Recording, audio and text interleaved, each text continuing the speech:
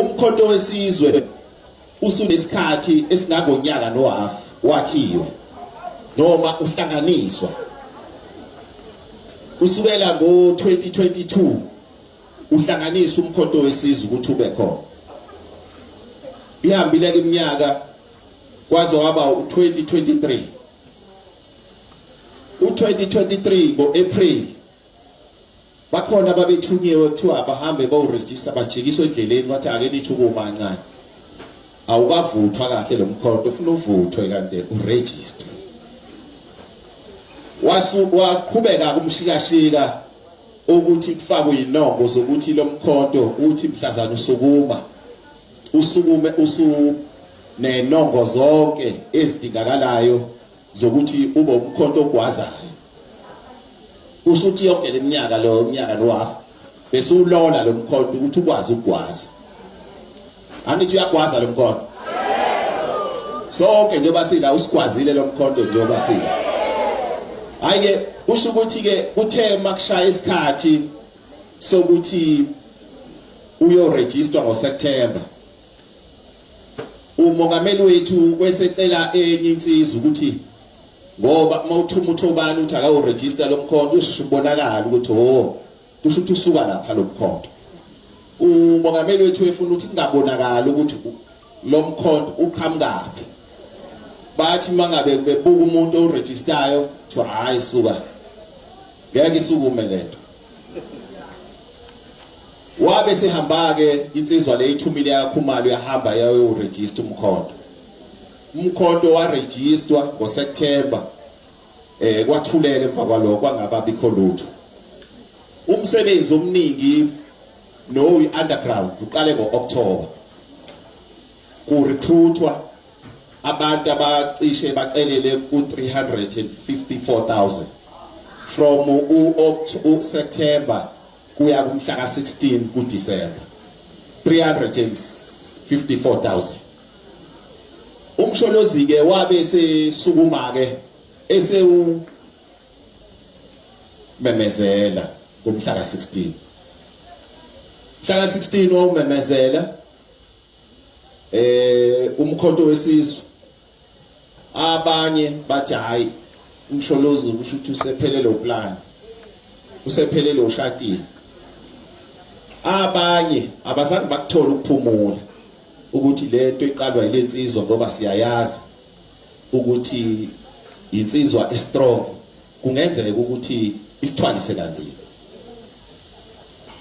From umhla ka16 saba nomcimbi oqala owamabhida khona ubaba ekuthiwa ubaba uMoses Mabhida lo iqanjwe ngayo iregion lethu kuthiwa uMoses Mabhida neground leli elikhulu eThekwini lase KZN ekuthiwa uMoses Mabhida.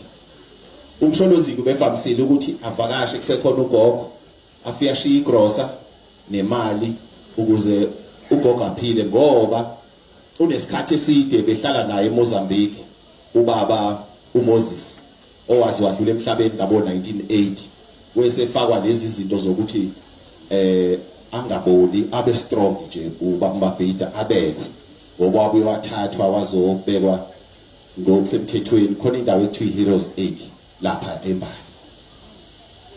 Ubaba umsholozi mhla ka30 wehla waya kaBaba Moses Mabhida wafike wababona waphinde wadlula kwiHeroes Egg wayobeka amaflower khona. Nakhona kodwa sathi sifika lapha safica sekhiyiwe. Bekhiyele ithuna laba Moses Mabhida umsholozi akangakaliboni leli ithuna. Hayi kwagcina kuvuliweke kodwa wabeka amaflower. Umcimbi wakho oqala nje wathi mephuma nje lapho waphuma sekugcwele abantu. Bethi msholozi sifuna ukukubona. Waba addressa ke umsholozi. Kusho ukuthi from umhla 16 kuya kumhla 30 waba nalo umcimbi. Umcimbi wesibili abanawo waba seMpumalanga Province. Lo mcimbi wahamba kahle kakhulu futhi la. Kodwa nakhona cabanga ukuthi kwakuzoba no January 8. Kodwa wabathwalisa kanzima laba khona sithi thina abakagogo. Akithi njengoba siphuma kwa-ANC sibiza ukuthi kagogo ngapha. Ngoba sonke siphuma kwa-ANC angithi kunjalo. Hayi hayi asiphumi sonke ka-ANC bakhona abaphuma kwi-EFF khona abaphuma NFP khona abaphuma kwi-IFP kodwa into engiyithandayo ukuthi sonke sibasha kuleli qembu ake nishayile ihlobo ukuthi ngibasha kusho ukuthi ke njengoba ke lo wamcimbi engikhuluma ngawo ke wawusePhumalanga wanyakazisa uJanuary 8 ngezwe kuthiwa iground impela kwasebenza ukuthi ayikho ngaxoxa indaba la ngoba khona nabeka wadlula ke lapho uMsholozi wayeNewcastle eNewcastle futhi kwafike bathi Msholozi kade silindile lo mkhonto wakho sesikhona ke sama members futhi sizovotela lo mkhonto siyacela nje Msholozi ukuthi wenze isiqiniseko sokuthi uyawandisa lo mkhonto uhambele zonke indawo khona sizokwazi ukuthi siwine wathi uMsholozi vese ngifuna u2/3 majority wadlula lapho uMsholozi wehla YMCA YMCA wafika gcwele into ongakazi uzuyibona abefundisi bethu khona abefundisi ababecela ukuthi kwenziwe umthandazo akenisukume befundisi bami nanicela umthandazo sayuphendula irali napha abefundisi bami bashayile ihlobo babefundisi ke babecele bona ukuthi kube nomthandazo sathi thina hayi akube iprayer rally leyo prayer rally leyo prayer yabo yaphenduka irali kwagcwala into ongakazi uzuyibona hayi kwabonakala ukuthi bayawuthanda labantu umkhonto kwadlula lapho kwayiwe number 9 number 9 kwagcwala kakhulu kunakuqala abethi niyazi ukuthi sisewu4 nje inyanga imenyezeliwe lenhlangano sadlula saya eMkhambathini la kwakune commemoration kaBaba Mhlabunzima ikhona inkosi yakithi ekwakuthiwa Mhlabunzima Maphumulo eyabulawa ngabo 93 ibulawa isikila mkhulu kusho ukuthi inkosi ebusayo ke yacela ukuthi uMsholozi afike lapha uzoqala bese ekhaya asuke ekhaya bese ya kuyirali hayi safika gcwele futhi nalapha kakhulu sasuka lapha saya ePortshepstone safika kugcwele ngizama ukufakaza ukuthi lokugcwala okugcwele la akulona iphutha waphinde wasuka uMsholozi wadlula waya eNewcastle again wafica kugcwele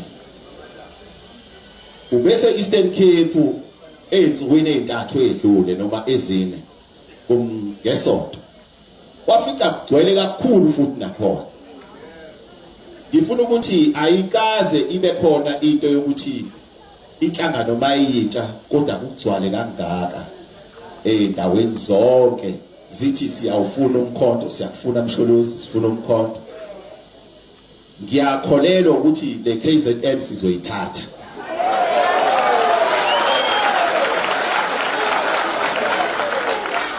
Nginibingelele ingane zakwethu kuzo zonke indawo la kuhamba wafinyelela khona lo mbukiso. Mangabe uyaqala nqa ukuba nathi sicela ungakhohlwa ukusubscribe, ulike, ushare.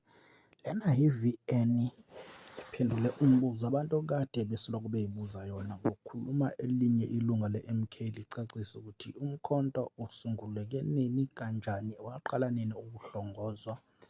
Ngithemba nizwele ngicela sihlangane kwi-comment section sive uvo lwakho ukuthi wena uthini ngalolu daba. Danke siyabonga. Sihlangane kwividiyo elandelayo, sihlangane kuma-comment section, share, silike, subscribe.